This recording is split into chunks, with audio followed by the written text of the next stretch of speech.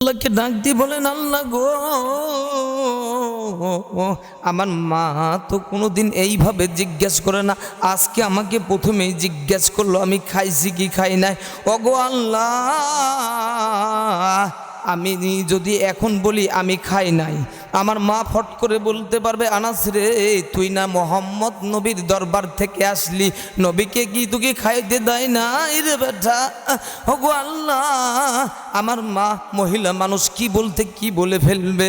না আল্লাহ না, আমার বেটা আনাস যদি, আমার মা যদি আবার জিজ্ঞাসা করে, এমনভাবে জিজ্ঞাসার জবাব দিব, ওগো আল্লাহ, আল্লাহু আকবার, এমন ভাবে জবাব দিব আমার জবাব দ্বারা যেন নবীর সম্মানও ঠিক থাকে, আমার মায়ের জবাবও ঠিক হয়ে যায়।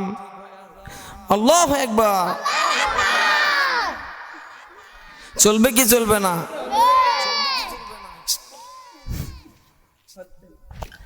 আর কিছুক্ষণ পরে ইনশাআল্লাহ আমরা দোয়া করে বিদায় নিয়ে চলে যাব।